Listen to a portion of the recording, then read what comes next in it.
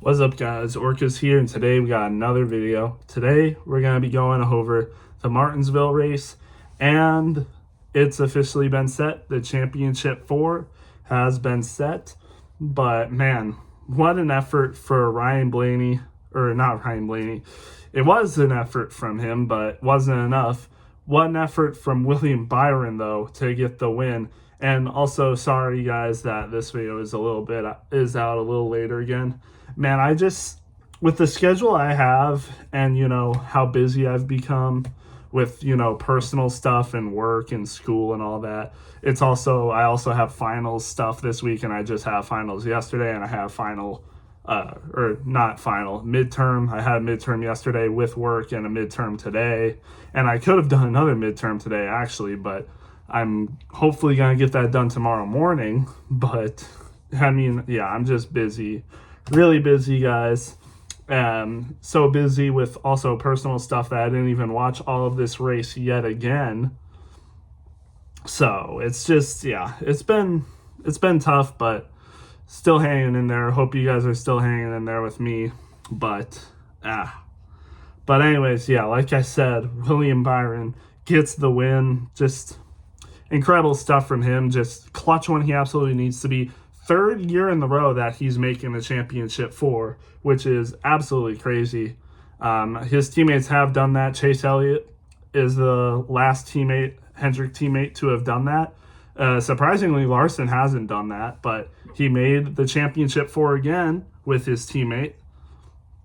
So William Byron wins the race. Kyle Larson ends up with a top 5, is able to get in on points over Christopher Bell, who is the last person to be eliminated. I think he finished -7, so unfortunate for Christopher Bell. As, a JGR fan, kind of. I would say they're my favorite team, because Briscoe, and I do like Bell.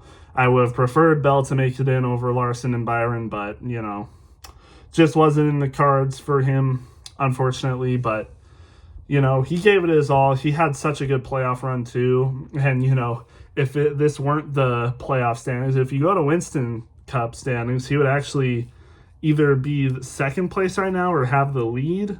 I can't remember what it looks like, but I'm pretty sure it is him in the lead right now. So for Winston Cup, that is.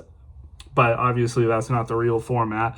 And even if they did go back to full season points, I think they would do things differently than the Winston Cup points. But anyways, but unfortunately eliminated for him. But Kyle Larson makes it in with his teammate William Byron after Martinsville.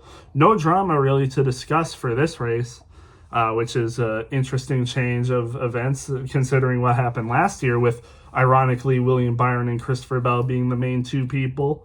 This time it's Byron that gets in again, but less controversial.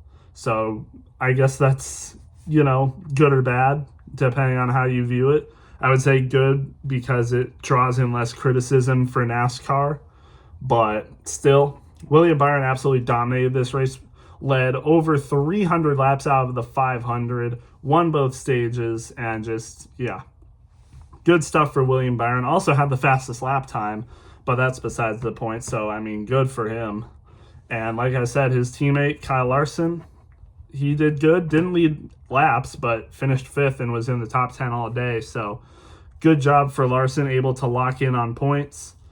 And unfortunately, though, Ryan Blaney, Team Penske, is shut out of the championship 4 for the first time in the next gen era, crazily enough. So we are not going to see another Penske championship repeat. And I predicted as much, although I did have Ryan Blaney making the championship 4. I did actually get 3 of the 4 championship 4 picks right. And I thought I was going pretty bold with Chase Briscoe. He ended up making it in. So I'm happy with that prediction. I also predicted Larson to make it, and I got that. Team Penske driver. And I also did predict William Byron to get in. And what do you know? Both of them make it in the final round. Briscoe made it in off of Talladega win. And I think if you guys remember my playoff predictions, you guys would know that I did predict William Byron to win the championship. So, if all goes to plan, William Byron makes it in and wins the championship, I would be looking really good right now, actually. But we'll just have to wait and see. I had Byron winning the championship, but I also didn't predict Denny Hamlin to be in the championship four. And, is this Denny Hamlin's year? We'll have to wait and see. And also, it's a good thing that Denny Hamlin and Briscoe got in on wins because, man, both of them had engine failures, which is absolutely crazy. I think both, well, no, actually Riley Herbst ended up DNFing too. He also had issues with his car, so that's something. But Denny Hamlin ended up DNFing 35th place and Briscoe 37th place. So just unfortunate for those two, but I mean, they might be lucky actually because they're already locked into the next round. So, or they're locked into the championship round, which is at Phoenix again. It'll be different next year. And with rumors of a different playoff format happening, there might not even be a final. There might not even be a championship race. It might be a 4-round championship race. It might be 3-round championship race. We might go back to the chase format where there's 10 playoff races. Or we could go back to the full points format with some alterations. So we just don't know. Maybe this is the final championship race that we will see.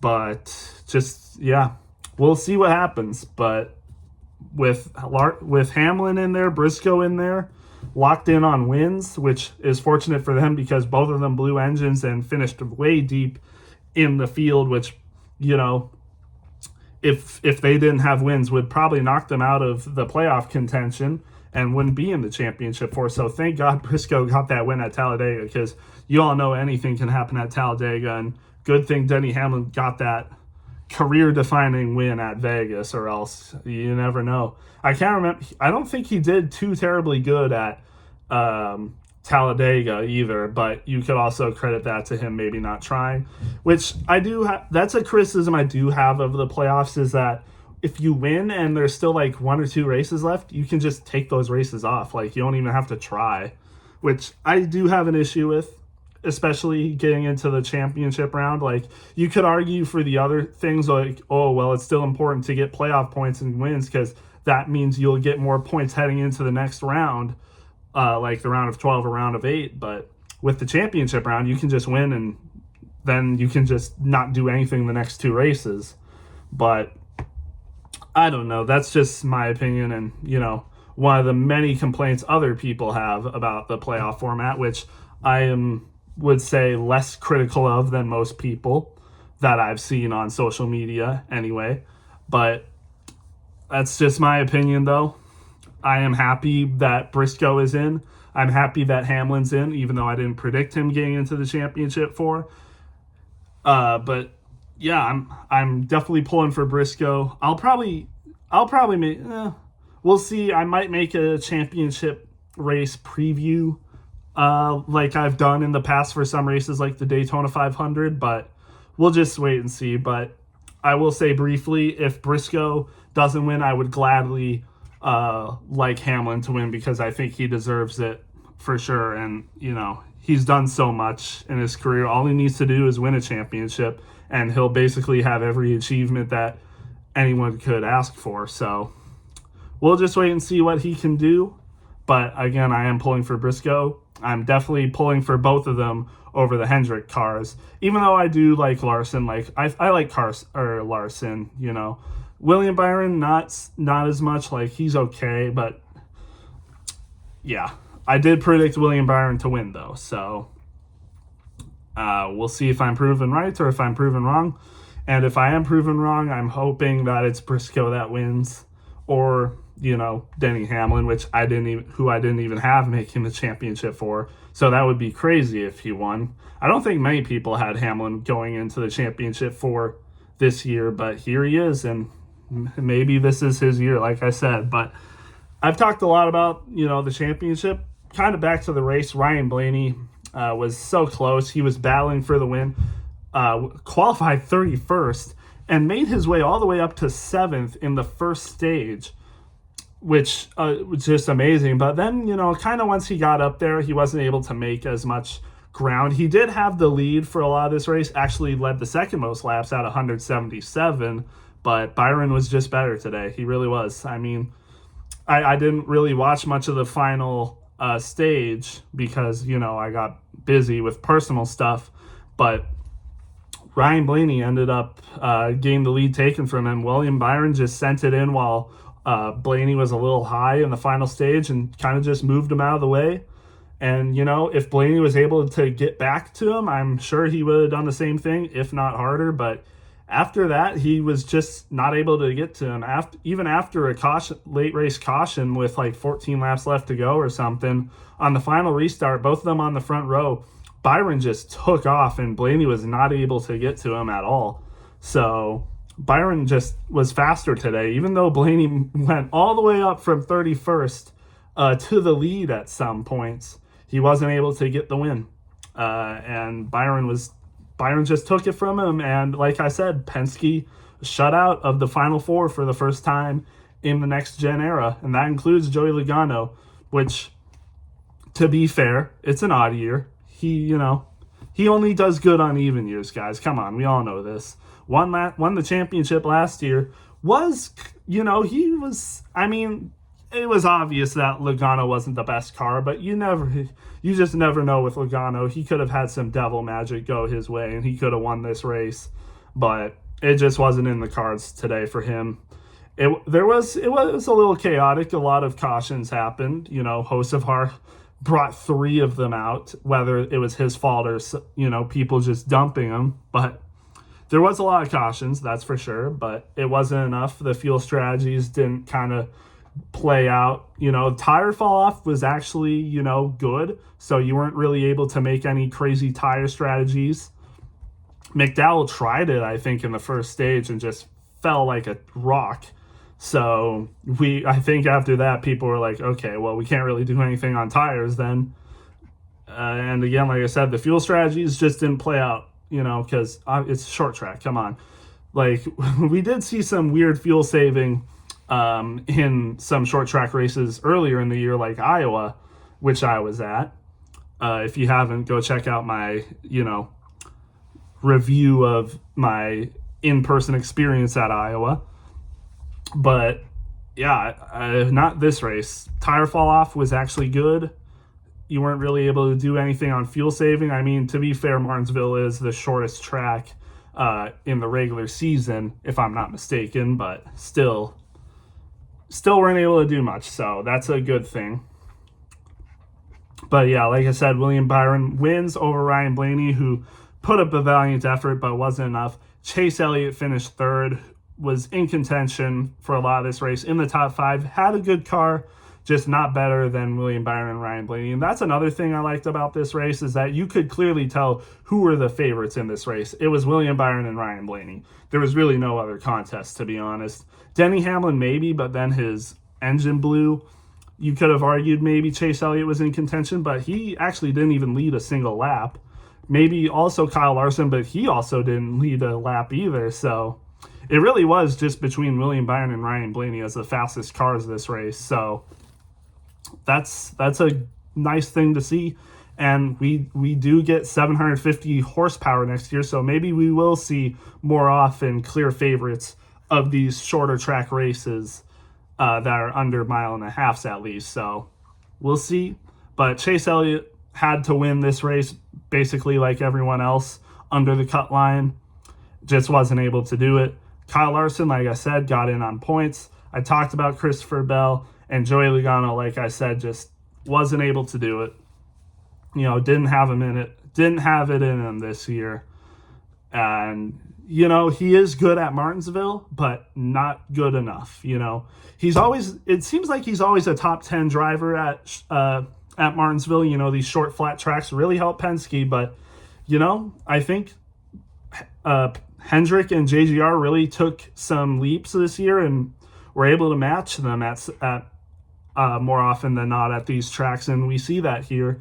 William Byron getting the win over Blaney pretty clearly. So, yeah. But then underdogs, I'll just go over the top 10.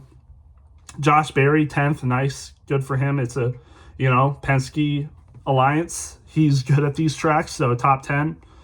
good for him. Todd Gilliland, how about that? Second place at Talladega. And, it's like Todd Gilliland hasn't had the greatest year, so I don't think really many people would have expected a top 10 out of him this week, but carries his momentum from there and gets a top 10 at Martinsville. I would have not expected that, me at least, but good job for Todd Gilliland. We know he's signed into next year for sure. So who knows? Maybe front row will see some improvements. And then Ross Chastain, who was in the playoffs, finished fourth. Man, who knows what... I don't know how he was in this round, but man, if he was just a little bit better in the earlier rounds, who knows? And then Ryan Preece, sixth place finish. We know how good he can be at these short tracks as well, especially Martinsville. So good job for him. This will be a shorter video because, it's been a couple of days. I didn't watch all this race. There was some cautions. Eric Jones was involved. I guess he DNF'd. I don't know how. But I know he was involved in a crash. I didn't think he had enough damage to rule him out. Casey Mears also was in this race, finished 33rd, but didn't finish. Man, so close to finishing the race. There's only 22 laps to go for him, and then he just, kind of ran out. Unfortunate for him. But other than that, no, this was an all right race. Again, I didn't watch all of it. But from what I saw, the first stage, you were actually able to do stuff. There was actually some pretty good racing. And then stage 2, a little less. I think I watched all of stage 1 and 2, and then it was just the final stage that I didn't watch all of. But, hey, I think it was still a good race from what I saw. Maybe if I watched the full race, it'd be different. But I'd give this like a B tier. Maybe not as good as some other... Definitely not as good as the best of the best races this year. But I think it was still good, like a 7.7 out of 10. So... Again, not bad. Again, congrats to William Byron getting into the next round. We got Briscoe, Byron, Hamlin, and Larson. So JGR versus Hendrick. We'll just have to wait and see what happens. But that's basically all I have, to be honest. I know it's a lot shorter than my other videos that I've done, but I really just don't feel like I have much else to talk about. So we'll see if I make a preview on the championship race. Maybe not. I'll definitely have a review on the championship race. I'm actually not going to be hunting while this race is going on, so I'll actually be able to watch the race in full and make a video on it probably right after. So I'll probably be on time for this race, which is a good change. And then I'll probably make a review of the season. So stay tuned for that once the season's over. So with that said, I'm going to get this video up for you guys. Again, sorry it's a little shorter and not as detailed as my other race reviews, but that's just how it is. And with that being said, I'll see you guys in the next one.